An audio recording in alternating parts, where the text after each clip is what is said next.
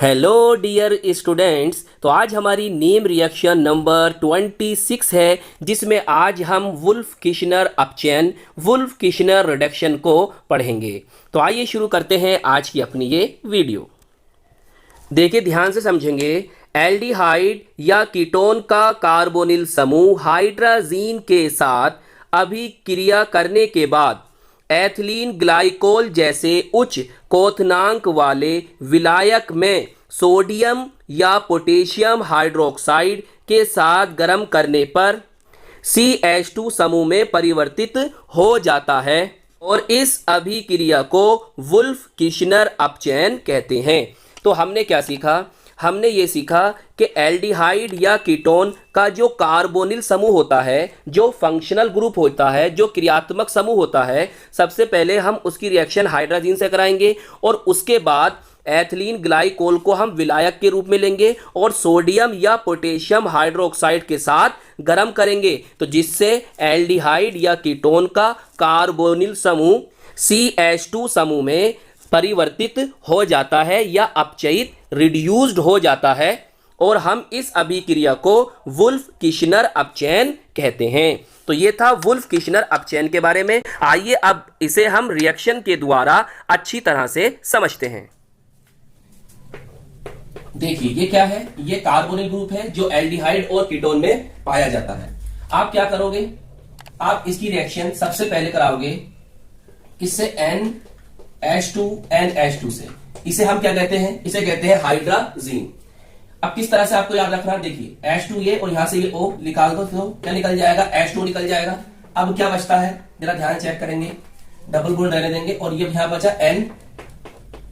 H2 चला गया और क्या बचा? NH2। क्लियर? अब एक बात याद रखो, देखो, वुल्फ किशनर रिडक्शन और क्लीमेंसन रिडक्शन में समानता यह है कि दोनों में रिएक्टेंट और प्रोडक्ट समान बनते हैं, डिफरेंट है रीजेंट का। क्लियर? और एक डिफरेंस और है, वहां पर हम एसिडिक मीडियम रखते हैं और यहां पर हमें बेसिक मीडियम रखना होगा। तो इस तरह से याद रखो, क्लीमेंसन रिडक्शन जो है वो एसिडिक मीडियम की रिएक्शन है और वुल्फ किशनर रिडक्शन जो है वो बेसिक मीडियम की रिएक्शन है। इस तरह से भी आप याद कर सकते हो। लास्ट वीडियो में हमने आपको क्लीमेंसन रिडक्शन ही पढ़ाया था। अब देखो, अब क्या करना है आपको बेसिक मीडियम रखना है। तो मैंने क्या बताया आपको, या तो आप सोडियम हाइड्रोक्साइड ले लो या पोटेशियम हाइड्रोक्साइड। सोडियम हाइड्रोक्साइड ले लो या पोटेशियम हाइड्रोक्साइड। तो हमने क्या ले लिया यहाँ पर बेसिक मीडियम के लिए पोटेशियम हाइड्रोक्साइड। और यहाँ पर आपको सोलवेंट लेना होगा। सोलवेंट का भी नेम मैंने आपको बताया था। क्या लोगे? एथिलीन, या बहुत से लोग इसे इथाइलिन पढ़ते हैं, जैसा पढ़ना चाहो। Ethylene glycol. क्या लोगे? Ethylene glycol. इसके बाद क्या होगा? देखो, इसके बाद ये होगा, ये दोनों नाइट्रोजन निकाल दो तो यहां से डाई नाइट्रोजन अलग हो जाएगी। अब क्या बचेगा? यहां पर कार्बन बचा और यहां से H2 बचा। तो इस तरह से ये आपको ग्रुप ऑप्टेंट हो जाएगा। तो आपने क्या देखा? आपने ये देखा कि ये है कार्बोनिल ग्रुप और वो बना CH2 ग्रुप। तो वुल्फ किशनर रिडक्शन में जब हम ये रिजेंट यूज करते हैं, ये अभिकर्मक यूज करते हैं, तो कार्बोनिल ग्रुप CH2 ग्रुप में रिड्यूस्ड हो जाता है। तो अगर हम इसे थोड़ा डीप में बताएं तो ये कार्बोनिल ग्रुप है और वो क्या बना? एल्केन बना। तो इसका मतलब ये हुआ कि वुल्फ किशनर रिडक्शन में जो एल्डिहाइड और कीटोन होंगे वो रिड्यूस्ड होकर आपको क्या देंगे? एल्केन देंगे। तो इस रिएक्शन से आपको एल्केन प्राप्त होगा। चलिए अब एग्जांपल लेकर इस बात को समझते हैं। हम एग्जांपल ले लेते हैं एल्डिहाइड में CH3CHO का। इसका कॉमन नेम होता है एसिटेल्डिहाइड और आईयूपीएसी नेम होता है इथेनल। देखिए, रिएक्शन को आसानी समझने के लिए मैं इसको इस तरह से लिख सकता हूं। जरा चेक करो, इस तरह से मैं इसको लिख सकता हूं। बोलिए, ये था ना आपका CH3CHO। मैं इसको ऐसे लिख सकता हूं जी। इस तरह से हम इसको लिख सकते हैं। आइए, पहले स्टेप में आपको रिएक्शन किससे करानी है? हाइड्राजीन से NH2 और ये है NH2। यहां से क्या होगा? बिल्कुल जैसे ऊपर कराया है ना, ऐसे करना है आपको। H2 यहां से निकल जाएगा। H2 चलो रिलीज कर दूं। बचेगा क्या? देखिए, कार्बन इसके साथ कौन लगा हुआ है? CH3 है और यहां पर H है। देखिए, है इस तरह से बिल्कुल। फिर क्या करोगे? यहां पर डबल बॉन्ड, सही। फिर यहां से देखो NH चला गया, कौन बचा? NH2। इसका नेम क्या हो जो बना हमारा कंपाउंड? इसका नेम होगा एसिटिल्डिहाइड हाइड्राजोन। क्या नेम होगा? एसिटिल्डिहाइड हाइड्राजोन। अगले स्टेप में क्या करना है, ये लेना है, देखिए हमने लिया KOH और सॉल्वेंट के रूप में एथिलीन ग्लाइकोल, एथिलीन ग्लाइकोल लिया। अब देखिए क्या बना,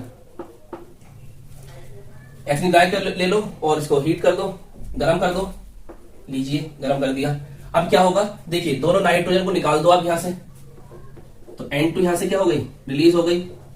अब क्या बचता है, देखो क्या बचता है, जरा ध्यान से चेक करो।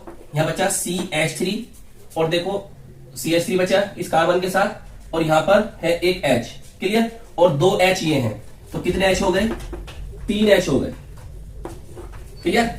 देखो ये CH3 बचा था, CH3 लिख दिया, इस कार्बन के साथ ये H था और 2 H यहां से मिल गए, तो क्या बन गया CH3, या चाहो तो इसे ऐसे भी लिख सकते हो C2H6। क्या बना, ये एथेन बना। क्या बना, एथेन। तो हमने क्या जाना, हमने ये जाना कि एसिटेल्डिहाइड रिड्यूस्ड होकर क्या देगा, एथेन देगा। तो एल्डिहाइड में हमने एसिटेल्डिहाइड का एग्जांपल लिया, एक बार और समझ लेते हैं। देखिए एसिटेल्डिहाइड का फॉर्मूला इस तरह से लिख सकते हैं, आपने हाइड्रोजन ली, यहां से H2 लिया और यहां से O लिया, तो H2O यहां से निकल गया, क्लियर। अब जो बचा उसे हमने यहां पर लिख दिया, देखिए यहां से CH3CH बचा, और डबल बॉन्ड ऐसी रहने देना है, क्योंकि कार्बन की वैलेंसी कितनी होती है, 4 होती है, 1 2 3 4, क्लियर। अब देखो यहां पर NH2 बचा, NH2 आपने लिख दिया। उसके बाद आपने पोटेशियम हाइड्रोक्साइड लिया और सॉल्वेंट इथाइलिन ग्लाइकोल ले लिया, क्लियर, या एथिलीन ग्लाइकोल आपने लिया। वहां से क्या होगा, देखो डाई नाइट्रोजन के रूप में N2 यहां से निकल जाएगी। अब बचेगा क्या, देखो CH3 उस कार्बन के साथ एक H ये है और 2 H ये है, कितने H हो जाएंगे, 3 H। तो CH3 सिंगल बॉन्ड CH3, या हम लिख सकते हैं C2H6, जिसे हम कहते हैं एथेन। तो इस तरह से एसिटिल्डिहाइड जो होगा वो एथेन में रिड्यूस्ड हो जाएगा। चलिए इसे नोट कर ले और फिर हम एग्जाम्पल लेंगे कीटोन का। चलिए नोट कर लिया आपने, ये पॉज करके नोट कर लिया करें। अब देखो कीटोन में हम एग्जाम्पल ले रहे हैं एसीटोन का, इसे ही मैं एसीटोन का एग्जाम्पल बना दूंगा। देखो ध्यान समझो कैसे। देखो CH3 है, यहां पर H हटा देते हैं और यहां भी लिख देते हैं CH3। ये कौन है, ये यही तो है, देखो जरा चेक करो, CH3 COCH3 है, मैंने इसको इस तरह से लिख लिया, क्लियर। अब इसका कॉमन नेम क्या होता है, एसीटोन होता है, और आईयूपीएसी नेम प्रोपेनॉन होता है। क्या होता है, प्रोपेनॉन, या हम इसको डाई मिथाइल कीटोन भी कह सकते हैं, क्लियर। जहां पर H है वहां पर कौन आ जाएगा, CH3 आ जाएगा, कौन, CH3। देखिए अब ये प्रोडक्ट, ये कंपाउंड आपको बना, ये प्रोडक्ट बना, कंपाउंड बना, यौगिक बना, क्या क्या नाम है इसका, एसीटोन हाइड्राजोन। क्या नाम है, एसीटोन हाइड्राजोन। अब क्या करना है, सेम कंडीशन तो वही रहनी है, क्लियर। अब यहां से डाई नाइट्रो निकल जाएगी, निकल गई। अब देखो प्रोडक्ट क्या बनेगा, चेक करेंगे ध्यान से, प्रोडक्ट क्या बनेगा आपका। देखो CH3 है, यस CH3 आएगा। देखिए इस कार्बन से ये 2 नाइट्रोजन तो निकल गए, कौन बचा, 2 हाइड्रोजन बचे, तो इस कार्बन से आप 2 हाइड्रोजन जोड़ दोगे, सही। उसके बाद कौन है, CH3 है इसी कार्बन पर, तो CH3 ले आएंगे। अब ये कौन है, ये है आपका प्रोपेन। तो हमने क्या सीखा, हमने सीखा कि एसीटोन रिड्यूस्ड होकर हमें क्या देगा, प्रोपेन देगा।